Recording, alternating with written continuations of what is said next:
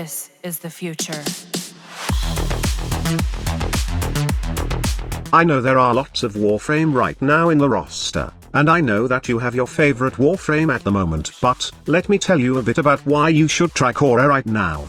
Aside from the fact that this Warframe now has a sexy-ass looking Prime variant, the Warframe also evolved over the years, and many additions in the game have made this Warframe extremely powerful. I stopped playing Khora because Digital Extremes nerf her a little bit. The most annoying one was what they did with Khora's line of sight for her whip claw. It was really fun to use Khora's whip claw with a pilfering strangled dome, and I was kind of sad when they added line of sight, wherein you can't hit multiple enemies anymore with your whip claw. We usually call it splash damage from whip claw, and sadly, it was removed by Digital Extremes. But then, before Khora Prime, the developer made some changes and added a generous version of the splash damage coming from whip claw. To quote Digital Extremes' post about whip claw, small rocks or detailed floor geometry will no longer block whip claw's explosion. Enemies that hide behind the cover will not be hit by whip claw if you hit the front of the object that enemies are hunkering down behind. However, if you strategically hit beside them, you will vanquish your foes. But that's not all. Khora has become one of my favorite farming Warframe again in the game. Not just farming resources anymore, but I can honestly say that she is one of my best Warframe in terms of farming steel essence and prime parts at the same time in steel path survival fissures. Okay, let me tell you about the build I'm using for my Khora Prime right now. Before anything else, it is important to talk about stat stick first, since Khora needs to have a great stat stick for her whip claw to perform great. So what is a stat stick? A stat stick is a melee weapon with lower damage stats but good modding potentials such as high riven disposition, syndicate mods, or certain damage types. Stat sticks are not intended for use in actual combat but are equipped to boost a Warframe ability that draws damage from the mods of the equipped melee weapon.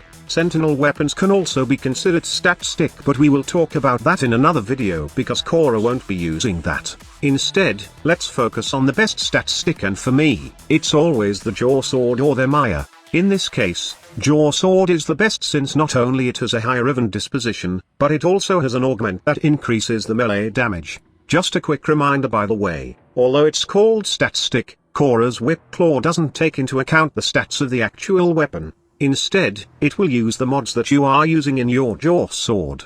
That is why we always take those melee weapons that have high riven disposition, since it adds more stats percentage to our whip claw. In this case, my Jaw Sword riven has melee and crit chance, which is good for that extra damage and sweet red crit.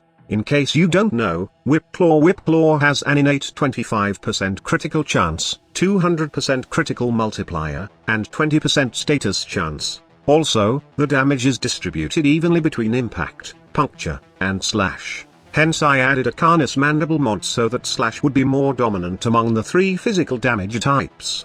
But viral would be dominant in this build, squad leader.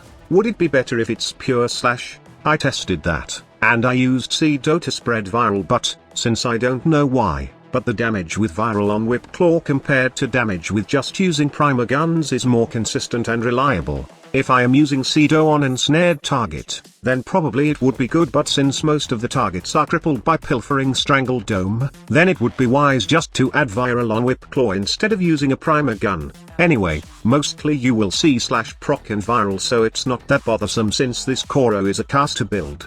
Moving on, let's talk about the Khora Prime build. Now, this is my complete build for Khora Prime. Aside from the critical mods, I added the combat discipline and arcane avenger trick to get a reliable red crit on whip claw all the time. To negate the health drain of combat discipline, I added molt reconstruct so it will heal me every ability cast. I have no problem with energy with this build, because I am using the equilibrium and dispensary trick wherein every health orbs will give me energy, along with the energy orbs it drops.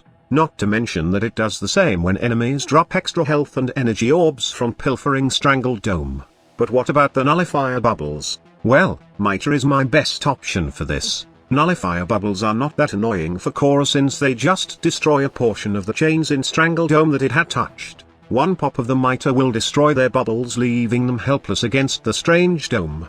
To maintain my combo duration at max level, which is needed to both proc slash more often with weeping wounds, and gain more crits from blood rush, I use the Nariman Focus for its power spike passive, along with 2 dexterity arcanes from both primary and secondary weapons. With this build, you can farm Steel Pathfisher endless easily, and get those Steel Essence and Prime parts easily. I'm really enjoying Khora right now, especially with the Prime version. If you want to see my fashion frame, then stay after the break as I will show you all the things I added to this Khora fashion. Thank you so much for watching. Squad Leader signing off.